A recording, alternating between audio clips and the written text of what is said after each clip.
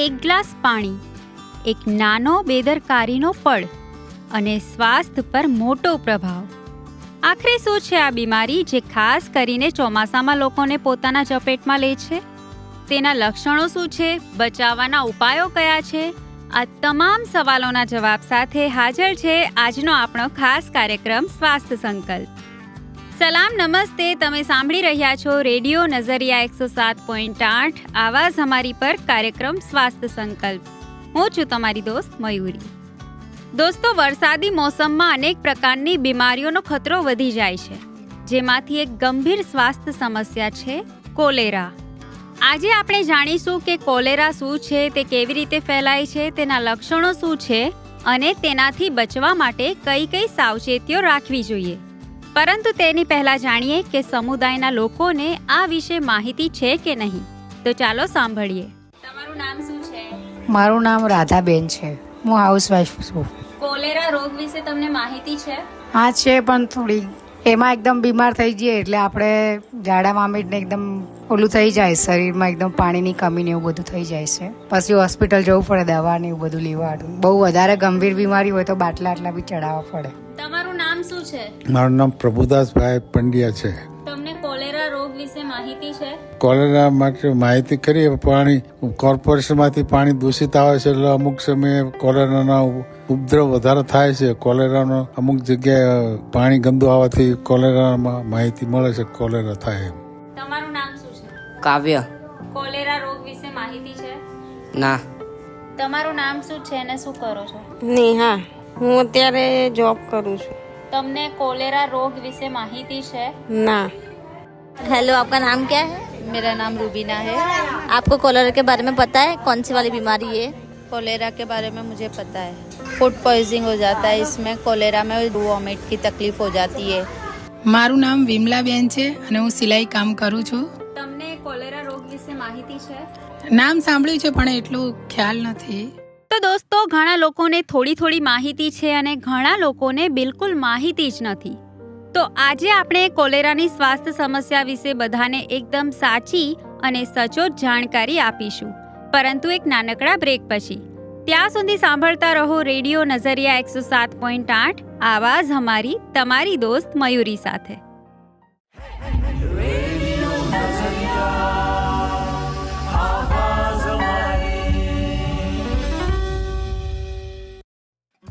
ન પાણી ગંદુ પીશું, ન સ્વાસ્થ્ય સાથે રમત કરીશું.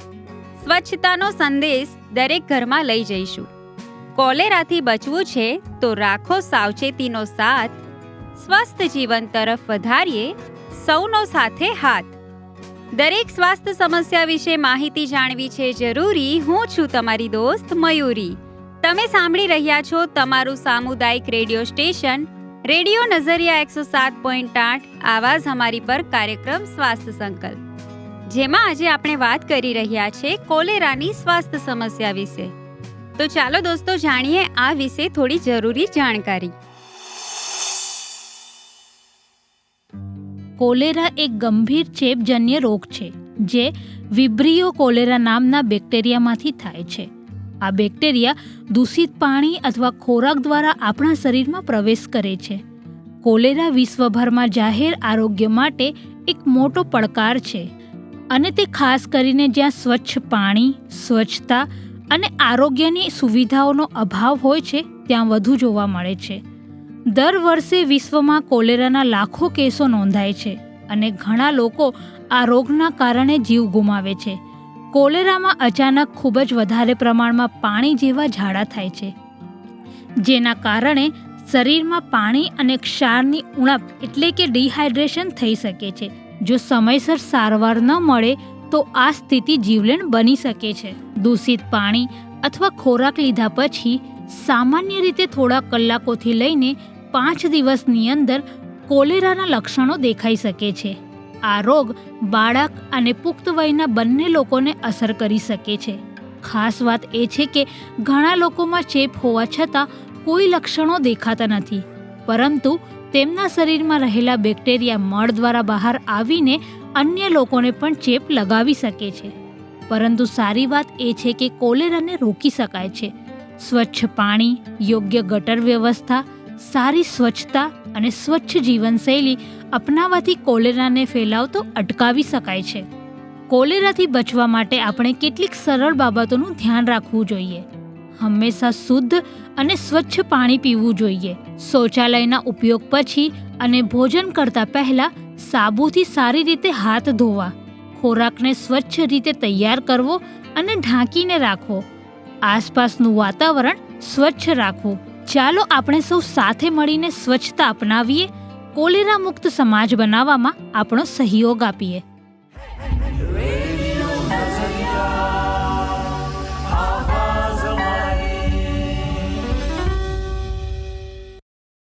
તો આ નરેશન દ્વારા આપણે WHOના રિસર્ચ પ્રમાણે કોલેરાની સ્વાસ્થ્ય સમસ્યા વિશે જાણકારી જાણી. હવે ડોક્ટર પરાગ આ વિશે આપણને વધુ જાણકારી આપશે. તેની માટે બન્યા રહો રેડિયો નઝરિયા 107.8 આવાજ અમારી પર.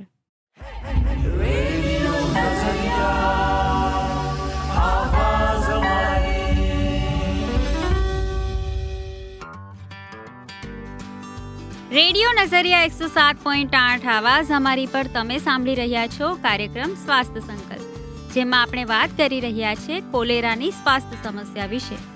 કોલેરા વિશેની સાચી માહિતી, યોગ્ય સારવાર અને બચાવના ઉપાયો જાણવા આપણે વાત કરીશું આજના કાર્યક્રમના આપણા વિશેષજ્ઞ ડોક્ટર પરાગ સાથે. તો ચાલો સાંભળીએ તેમને.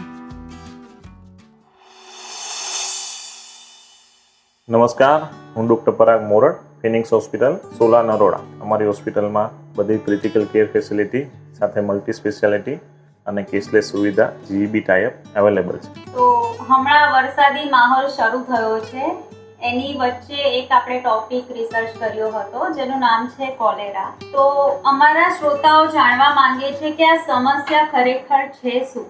કોલેરા એ એક વિબ્રિયો કોલેરા કે એનાથી થતું ગેસ્ટ્રોઇન્ટેસ્ટિનલ ડિઝીઝ છે કે જેને સાદી ભાષામાં ઝાડા ઉલટી કહી શકાય. આ બેક્ટેરિયા કે જે ખરાબ પાણી અને ખરાબ ફૂડ એ ખાવાથી થતા હોય છે અને અમુક એરિયામાં પીવાના પાણી સાથે ગટરનું પાણી મિશ્રિત થવાથી આ રોગ અને રોગચાળો વધારે માત્રામાં ફેલાઈ શકે છે. આ રોગ સૌથી વધારે માત્રામાં જે ડાયજેસ્ટિવ સિસ્ટમ છે કે જેમાં નાનું આંતરડું એના ઉપર વધારે અસર કરતો હોય છે અને એના હિસાબે જ પેશન્ટને ઝાડા ઉલટી એકદમ ખૂબ જ માત્રામાં થાય છે. અને આ બેક્ટેરિયા શરૂઆતના 5 કલાકમાં જ પેશન્ટને સિવિયર ડાયરિયા અને સિવિયર નાઉઝિયા વોમિટિંગ સાથે બ્લડ પ્રેશર ઘટી જવું, ધબકારા ઘટી જવા, ચક્કર આવવા અને ઘણીવાર સિન્કોપ, ચક્કર આવીને પેશન્ટ પડી જાય અને ઘણીવાર ધબકારા ઓછા થાય અને શરૂઆત 7-8 કલાકમાં જ પેશન્ટનું સડન ડેથ પણ થઈ શકે છે. એના મુખ્ય લક્ષણોમાં પેશન્ટને પેટનો દુખાવો થવો, મેં કીધું એ પ્રમાણે ઉલટી ઉપકા થવા અને સખત માત્રામાં ઝાડા નોર્મલી રાઈસ વોટરી સ્ટૂલ એટલે કે જે ભાતનું ઓસામણ હોય એવા કલરના ઝાડા થાય છે અને આ ઝાડામાં વાસ નથી આવતો, દુર્ગંધ નથી આવતી. આવા પેશન્ટમાં કે જ્યારે ડાયરિયા વોમિટિંગ સિવિયર હોય, કલાકોમાં 8-10 વાર ઉલટી ઉપકા અને ડાયરિયા થાય અને સિવિયર પ્રમાણમાં શરીરમાંથી પાણી અને ક્ષાર આ બંને નીકળી જાય છે. એટલે અચાનક જ પેશન્ટને તાવ આવવો, ક્રેમ્પ્સ થવા, ચક્કર આવવા આવા લક્ષણો જણાય તો તરત જ ડૉક્ટરનો સંપર્ક કરવો અને ઘરે જે અવેલેબલ હોય ORS, લીંબુ પાણી, નારિયેળ પાણી આ બધું ચાલુ કરી દેવું જોઈએ. આ રોગમાં પહેલાં તો પેશન્ટ શરૂઆતી કલાકમાં હોય તો primary symptomatic medicine, oral and IV hydration if needed, IV antiemetic એટલે ઉલટી ઉપકાની દવા અને એન્ટીબાયોટિક્સ એ ચાલુ કરવી જોઈએ. આવા કેસમાં ઘણીવાર બહુ બ્લડ પ્રેશર ઘટી જવાથી એન્ડ ઓર્ગન ડેમેજ એટલે કે કિડની, લીવર, બ્રેઇન, હૃદય આ બધા ડેમેજ ના થાય એના માટે શરૂઆતના કલાકોમાં જ પ્રાઇમરી ડૉક્ટરોનો સંપર્ક કરી અને આ બધી ટ્રીટમેન્ટ ચાલુ કરી દેવી જોઈએ કે જેનાથી જાનનું જોખમ ટળે અને આ રોગની સિવિયરિટી કે ગંભીરતા પકડાય એની પહેલાં જ એની ટ્રીટમેન્ટ થઈ જાય. તો શ્રોતાઓ, ડોક્ટર પરાગે આપણને જણાવ્યું કે કોલેરાની સ્વાસ્થ્ય સમસ્યા છે શું, તેના મુખ્ય લક્ષણોની જાણકારી આપી અને સમયસર તેની સારવાર ક્યારે લેવી તેમજ કોઈને આ સમસ્યા થાય તો દર્દી સંપૂર્ણપણે ક્યારે સાજો થાય છે. આ જાણકારી દરેક શ્રોતાઓ માટે જાણવી ખૂબ જરૂરી છે. કાર્યક્રમ હજી બાકી છે દોસ્તો, તો ક્યાંય જતા નહીં. કેમ કે ડોક્ટર પરાગ આગળ આપણને કોલેરાની સ્વાસ્થ્ય સમસ્યાથી બચવા માટેની ઘણી બધી મહત્વની જાણકારી આપવાના છે. તો બન્યા રહેજો રેડિયો નઝરિયા 107.8 આવાજ અમારી સાથે.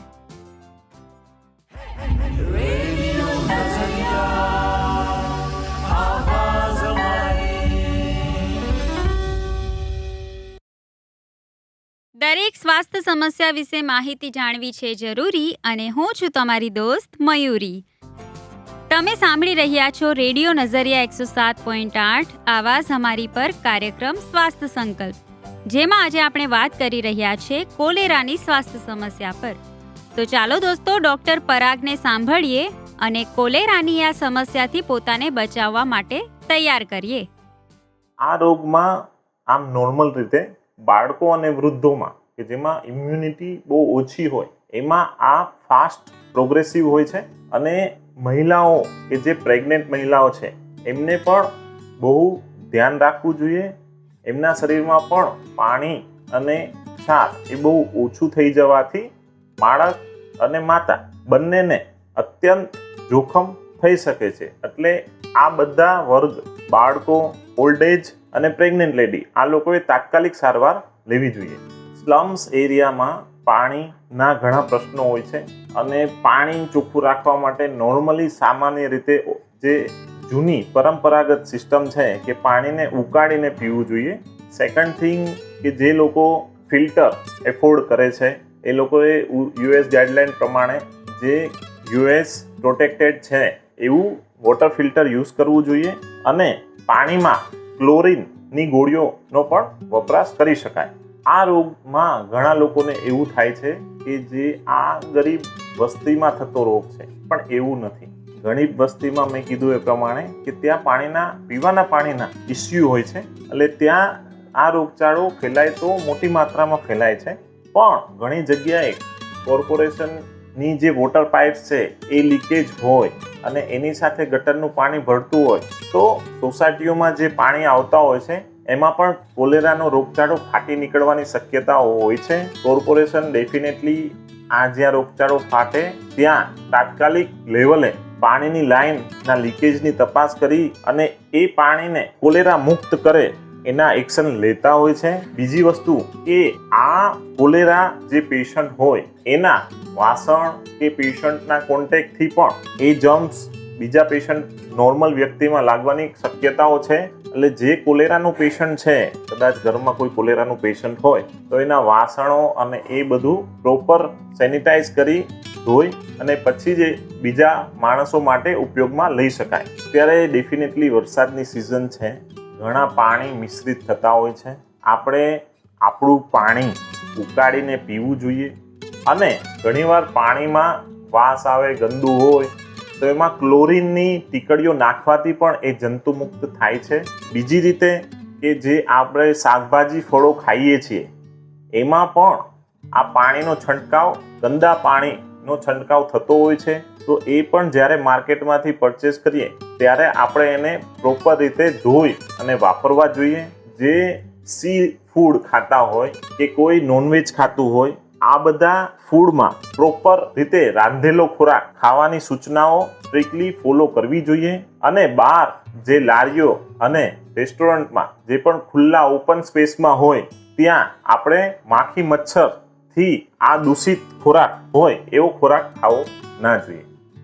મોસ્ટલી આપણે જે મુદ્દાઓ છે એ એક પીવાના પાણી, એક ખોરાક માટે શું સાવચેતી રાખવી એ, અને ત્રીજું કે જે કોલેરાનું પેશન્ટ છે એના કોન્ટેક્ટમાં આવ્યા હોય, એમના ફેમિલી મેમ્બર હોય તો એમના વાસણ, કપડાં, બેડશીટ્સ આ બધું ડેફિનેટલી ડિટર્જન્ટ અને એનાથી પ્રોપર ક્લીન કરી અને એને ડિસઇન્ફેક્ટન્ટ કરવા જોઈએ.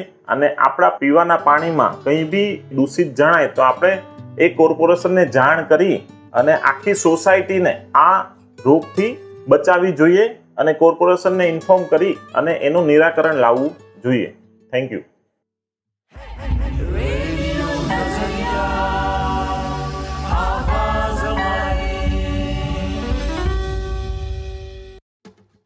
ક્યારેક એક નાની બેદરકારી, જેમ કે ગંદુ પાણી પીવું કે અસ્વચ્છ ખોરાક લેવો, આપણા અને આપણા પરિવારના સ્વાસ્થ્ય માટે મોટું જોખમ બની શકે છે. કોલેરા જેવી બીમારીથી બચવા માટે કોઈ મોટી મહેનતની જરૂર નથી દોસ્તો. બસ થોડું ધ્યાન, થોડી કાળજી અને સ્વચ્છતાની આદત જરૂરી છે. એક ગ્લાસ સ્વચ્છ પાણી, ખાવા પહેલાં સાબુથી ધોયેલા હાથ અને સ્વચ્છ ખોરાક. આ નાની નાની બાબતો આપણા પરિવારને સુરક્ષિત રાખી શકે છે. ચાલો આજે સંકલ્પ કરીએ કે આપણે પોતે જાગૃત બનીશું અને આપણા આસપાસના લોકોને પણ જાગૃત કરીશું. કારણ કે એક વ્યક્તિની જાગૃતિ આખા પરિવારનું સ્વાસ્થ્ય બચાવી શકે છે. આજના કાર્યક્રમને લઈને તમારો કોઈ સવાલ કે સુઝાવ હોય તો તમે અમને સંપર્ક કરી શકો છો અમારા નંબર 8849749472 પર. હું નંબર ફરી રિપીટ કરું છું 8849749472 પર. અને હા, વધુ માહિતી માટે અમારા સોશિયલ મીડિયા એકાઉન્ટને ફોલો કરવાનું ભૂલતા નહીં. તેની માટે તમારા યુટ્યુબ, ઇન્સ્ટાગ્રામ અને ફેસબુક પર જઈને સર્ચ કરો રેડિયો નઝરિયા 107.8. હવે મને આપો રજા. ફરી મળીશું નવી સ્વાસ્થ્ય સમસ્યાના સમાધાન સાથે. ત્યાં સુધી સાંભળતા રહો રેડિયો નઝરિયા 107.8 આવાઝ હમારી.